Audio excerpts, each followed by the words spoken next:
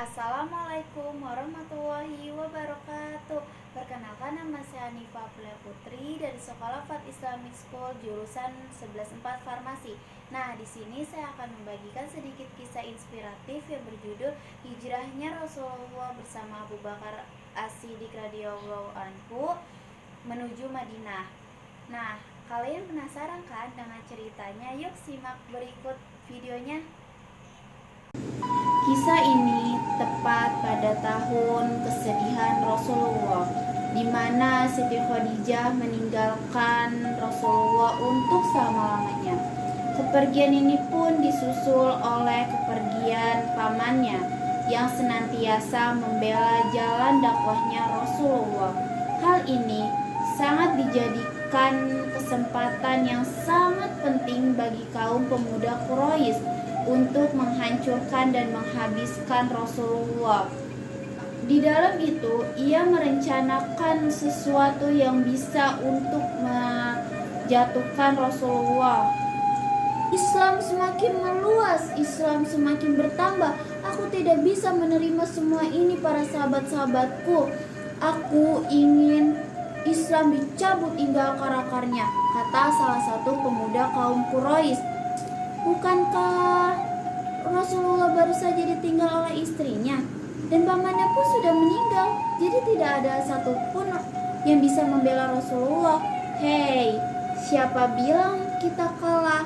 Lihat, Rasulullah baru saja diusir oleh kaum Quraisy dengan kasar.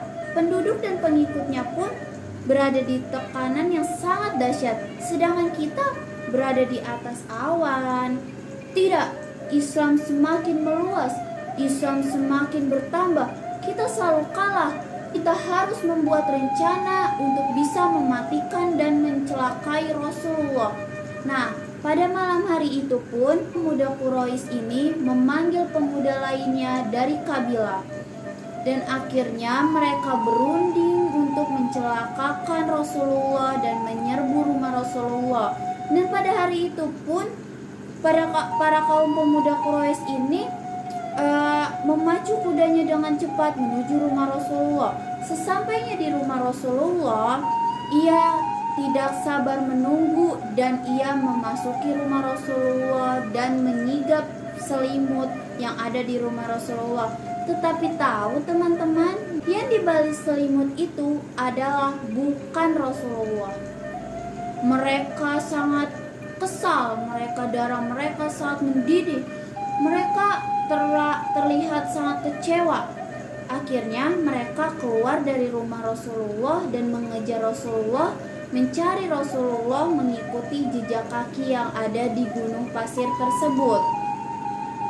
Teman-teman penasaran kan dengan siapa tadi yang di balik selimut tersebut? Ialah sahabat Nabi Muhammad SAW, yaitu Ali bin Abi Thalib radhiyallahu anhu.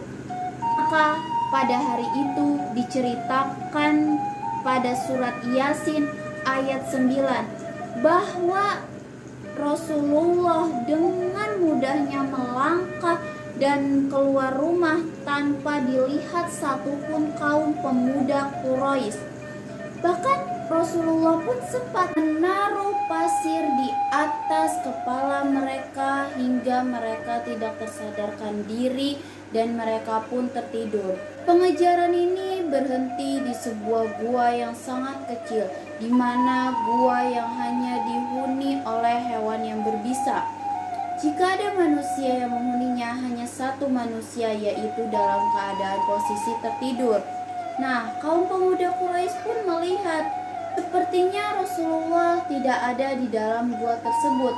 Lihatlah, gua yang penuh sarang laba-laba, sarang burung, dan ada pun burung yang di sekitar yang sedang mengeram. Jadi mari kita tinggalkan saja gua tersebut.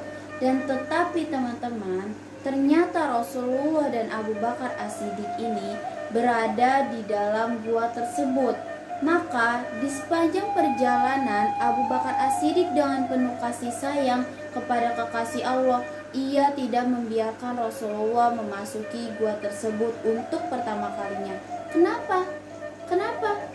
bukankah Rasulullah yang pertama kali memasuki gua tersebut? Tidak.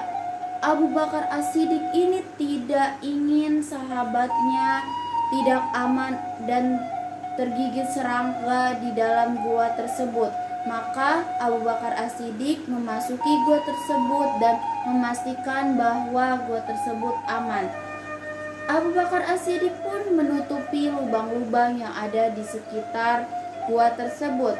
Dan pada akhirnya setelah udah aman, setelah terlihat aman dan nyaman untuk digunakan dan dimasukkan Rasulullah, akhirnya Rasulullah ini pun dipersilakankan masuk oleh Abu Bakar As-Siddiq. Nah, karena perjalanan yang sangat panjang dan melelahkan, akhirnya Rasulullah pun tertidur di batu yang sangat besar. Ia tertidur dengan tenang, dengan nyenyak. Dan akhirnya tanpa disadari Rasulullah pun tertidur di pangkuan Abu Bakar As-Siddiq. Kan tetapi ada satu lubang yang belum tertutupi oleh bajunya Abu Bakar As-Siddiq. Lalu dia sigap untuk menutupi lubang tersebut dengan kakinya. Tetapi tanpa sengaja Abu Bakar As-Siddiq tersengat oleh serangga yang ada di dalam gua tersebut. Ia menahan rasa sakit yang sesakit-sakitnya, tetapi ia tidak menggoyahkan tubuhnya. Kenapa ia tidak menggoyahkan tubuhnya? Karena ia tidak ingin tidurnya Rasulullah terganggu oleh gerakan tubuh Abu Bakar As-Siddiq. Nah, maka dari situ ia menahan rasa sakit sesakitnya dengan meneteskan air mata. Karena dia menangis dan meneteskan air mata, akhirnya air mata tersebut jatuh di pipinya Rasulullah. Dan Rasulullah pun terbangun. Wahai hamba Allah, mengapa engkau menangis? Apakah perjalanan ini sangat lelah untuk engkau, ya hamba Allah? Lalu Abu Bakar As-Siddiq menjawab, tidak Rasulullah, aku hanya menahan rasa sakitku yang baru saja kakiku digigit serangga di dalam gua tersebut. Maka atas izin Allah dan kuasa Allah, Rasulullah meludahi kakinya Abu Bakar As-Siddiq. Dengan seketika rasa sakit pun hilang. Dan semua rasa sakit yang dirasakan oleh Abu Bakar As-Siddiq pun tidak terasa apapun lagi.